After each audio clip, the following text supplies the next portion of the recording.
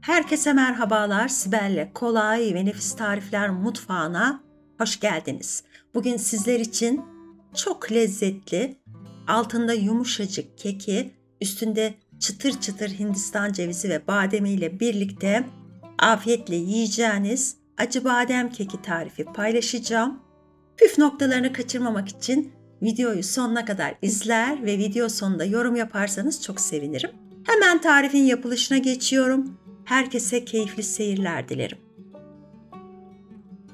4 adet oda sıcaklığında büyük boy yumurtayı keke hazırlayacağım kasenin içerisine aldım. Üzerine 170 gram 1 su bardağından 1 parmak eksik toz şekeri koyup mikserle karıştırmaya başladım. Videoda gördüğünüz gibi hacim alıp rengi açılana kadar karıştırdım. Şimdi önceden kaynatıp 2-3 dakika kadar dinlendirmiş olduğum sıcak suyu yavaş yavaş içerisine ekliyorum. 100 ml sıcak su ekledim.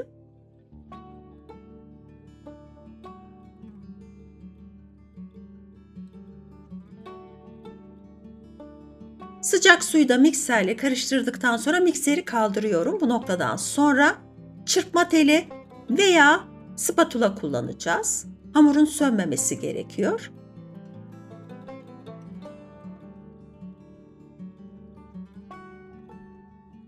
Bir buçuk su bardağı un, 210 gram, 1 paket vanilya, 1 paket kabartma tozu. Unu önceden elemiştim.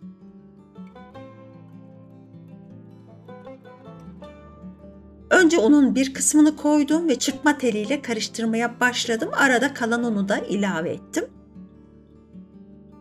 Söndürmeden kuru malzemeler karışana kadar çırpma teliyle karıştırdım.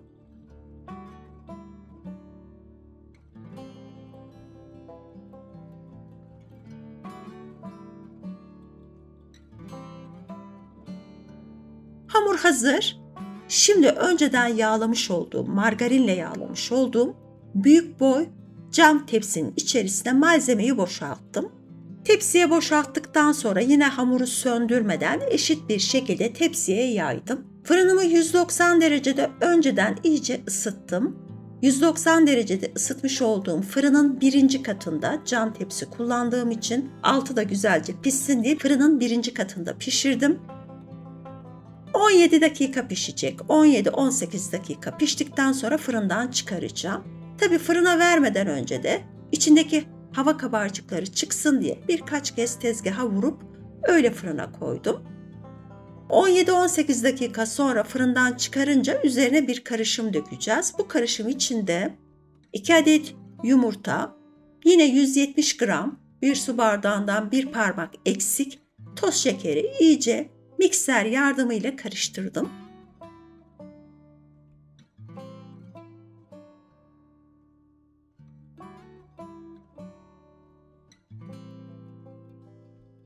Yumurta ve şekeri karıştırdıktan sonra kek harcında olduğu gibi mikseri kaldırıp diğer malzemeleri ekleyip spatula ile karıştıracağım. 170 ml sıvı yağ,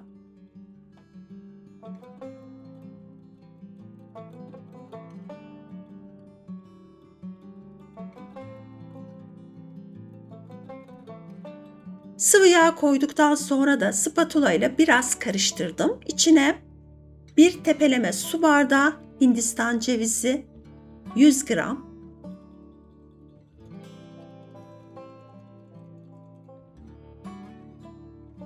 bir su bardağı tepeleme badem, 150 gram koyup karıştırıyorum.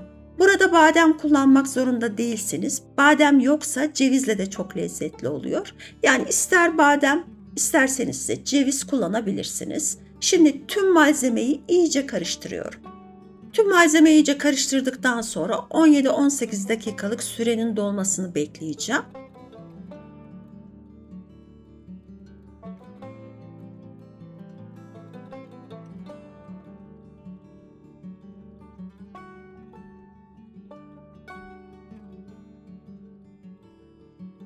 Sürenin sonunda keki fırından çıkardım. Burada gördüğünüz gibi birden boşaltmadım karışımı. Kaşık kaşık belirli aralıklarla kekin üzerine koymaya dikkat ettim. Kekin üzeri çok yumuşak. Birden ortaya koyup spatula ile yaymaya kalktığınızda kekin üstü parçalanır. O yüzden dikkatli bir şekilde kaşık kaşık koyduktan sonra yine dikkatli bir şekilde spatula ile keki bozmadan karışımı yaydım.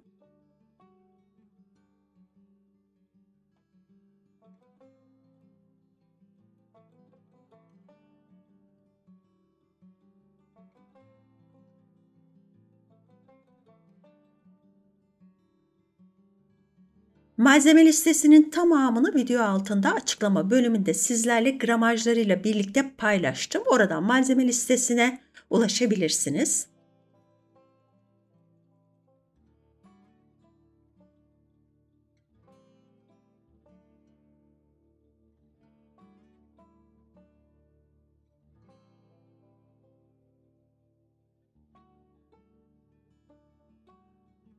Önce 190 derecede 17-18 dakika pişirmiştik. Şimdi fırını 200 dereceye aldım.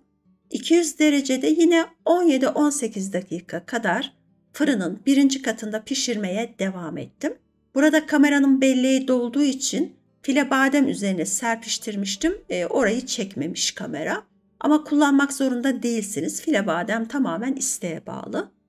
Gördüğünüz gibi gayet güzel bir şekilde kızaran acıbadem kekini fırından çıkartıp iyice soğumasını bekledim. Daha sonra kare kare dilimledim. İster kare kare, isterseniz de dar uzun çubuk gibi de kesebilirsiniz. Tercih sizin. Acıbadem keki tarifini bir takipçim benden istemişti. Farklı bir tarifin altına yorum yaparak acıbadem keki tarifini YouTube kanalınızda paylaşır mısınız demişti. Bu tarifi kendisi için yaptım ama yorumlarda çok aramama rağmen çok fazla yorum olduğu için göremedim. İnşallah bu tarifi görüyordur. Görüyorsa yorum yapmasını bekliyorum. Sizlerin de YouTube kanalımda görmek istediğiniz tarifler varsa yorum bölümünden bana yazabilirsiniz. Altı yumuşacık, üzeri çıtır çıtır Hindistan cevizi bademiyle birlikte acıbadem keki hazır. Bir taraftan servis ederken bir taraftan da sizlere teşekkür etmek istiyorum. Vakit ayırıp videoyu sonuna kadar izlediğiniz, beğendiğiniz ve abone olduğunuz için teşekkür ederim. Bir dahaki videoya kadar kendinize çok iyi bakın, sağlıkla, sevgiyle kalın.